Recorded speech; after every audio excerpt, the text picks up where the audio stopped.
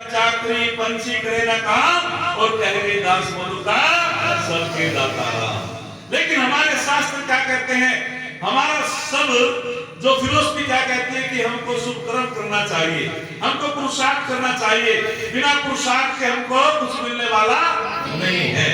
तो विद्या से हमको शांति मिलती है, विद्या से हमारा जो है सर्वांगीण विकास होता है।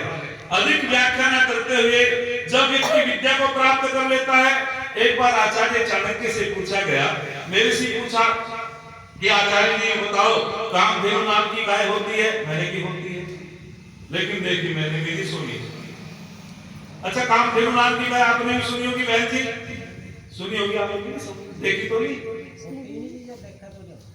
नहीं होती तो है, होती तो है।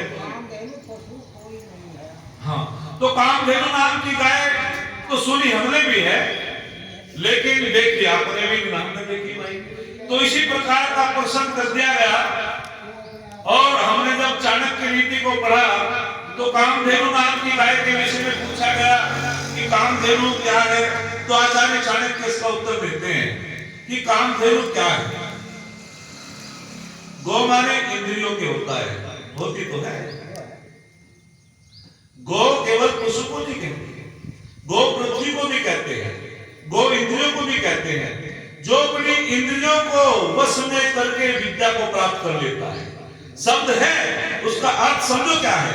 तो आचार्य चाणक्य कहते हैं कि हाँ, ऐसी कोई गाय पशु तो नहीं है भाई जो सबकी कामनाओं को पूर्ण करा दे, ऐसा कोई पशु नाम का गाय तो नहीं जो सबकी इच्छाओं को पूर्ण करा दे। लेकिन हाँ, एक वस्तु है, कामधेनु गुण विद्या है काले फलदायिनी प्रवासे मातृ सदृशी विद्या गुप्त धनिष्ठतम। आचार्य चाणक्य कहते हैं यदि कोई कामधेनु नाम की वस्तु है तो वो विद्या है, अर्थात जो विद्या को प्राप्त कर लेता है उसकी समस्त कामनाएं पूर्ण हो जाती है, उसकी सारी इच्छाएं पूर्ण हो जाती है, जो विद्या को प्राप्त कर लेता है। और विद्या कैसा धन है? विद्या एक गुप्त धन है, विद्या गुप्त धन है। और विद्या कैसे रक्षा करती है? जैसे विदेश, जैसे माता अपने बच्चे की रक्षा करती है, ऐसे विदेश में विद्या रक्षा करती है। विद्या को राजा चुरा नहीं, छीन नहीं सकता, चोर चुरा नहीं सकता, भाई बंटवारा नहीं कर सकता। विद्या एक ऐसा धन है, विद्या धन सर्वप्रधान, विद्या धन सब धनों में सर्वप्रधान है। जितने भी हम दान करते हैं, सोना चांदी धन आदि, सबसे बड़ा दान है तो ब्रह्म दान है, सबसे बड़ा दान तो विद्या का दान है। तो हम सभी को विद्यालय ना करके अपने आचार्य के सानिध्य में बैठ करके, क्योंकि 4 प्रकार से विद्या की प्राप्ति होती है, आगम काल, स्वाध्याय काल, और कहते हैं कि आगम काल, स्वाध्याय काल, प्रवचन काल, व्यवहार काल, 4 प्रकार से विद्या की प्राप्ति होती है। अब मैं बताना चाहता हूं, आगम काल का अर्थ होता है जो ब्रह्मचारी, जो बालक बालिका अपने आचार्य को, एक अपने माता पिता जरा सम्मान देते हो, उनमें श्रद्धा रखते हो, तो निश्चित श्रद्धा, जो श्रद्धावान होता है वो लाभ उठाता है, जिसमें श्रद्धा नहीं वो लाभ नहीं उठा सकता। श्रद्धा ज्ञान देती है, नम्रता मान देती है, श्रद्धा ज्ञान देती है, नम्रता मान देती है, योग्यता स्थान देती है। यदि ये तीनों एक जगह मिल जाए तो व्यक्ति को सम्मान देती है, व्यक्ति को सम्मान देती है, निश्चित रूप से उसको सम्मान मिलेगा यदि ये तीनों एक जगह मिल जाए तो कहते हैं कि आचार्य के सानिध्य में बैठ करके, अपने गुरुओं के चरणों में बैठ करके जब विद्यार्थी और वे आचार्य उनको विद्या और विद्या के पदार्थ ग्रहण कराएं, उसका नाम आगम काल होता है। स्वाध्याय काल में क्या होता है? जो हमने विद्या पढ़ी है, हमें स्वस्थ मन से बैठ करके, और जो भी हमारे आचार्य गण को पढ़ा रहे हैं उसका हमें एकांत में चिंतन करें, स्वयं माने अपना अध्याय माने अपने आत्मा का भी चिंतन करें, हमसे कोई गलती तो नहीं हो गई, हम अपने गुरु की आज्ञाओं का पालन कितना कर रहे हैं, हम जो है कितना पढ़ते हैं। ये होता है स्वाध्याय काल। प्रवचन काल, प्रवचन काल में आचार्य गण सब अर्थों का संबंध समझाता है। यज्ञ क्या है, यज्ञ कौन से धातु से बना है, मनुष्य किसे कहते हैं, वेद क्या है, एजुकेशन क्या है, शिक्षा क्या है, ये जो प्रवचन काल में आचार्य अर्थ, शब्द और संबंधों का ज्ञान कराता है।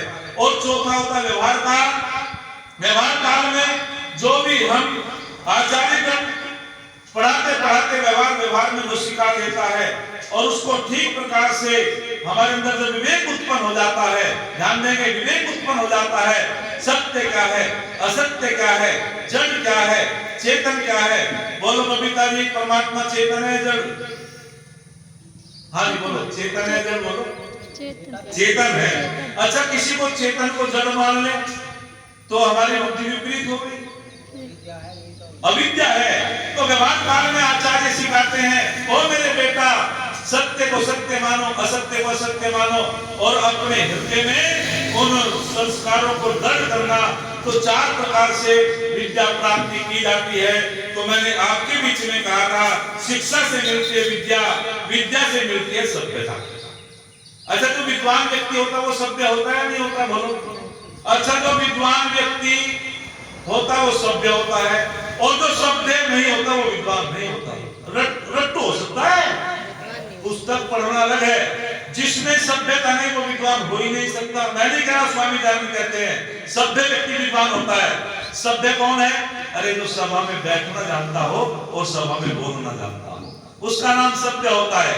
जो सबका सम्मान करता हो, जो सबका यथायोग सम्मान करता हो, उसे सभ्य कहते हैं। और सभ्यता से मिलती है क्या? धर्मात्मकता। अरे वाह, जब व्यक्ति सभ्य हो जाता है उसे क्या कहते हैं? अरे तो धर्मात्मा है भाई, ये तो बहुत धर्मात्मा आदमी है, ये तो बहुत ही सज्जन व्यक्ति है। और धर्मात्मा का मतलब क्या होता है? आत्मा है प्रतिकूलानि प्रेषाम न समाचरे, इसे कहते हैं धर्मात्मा।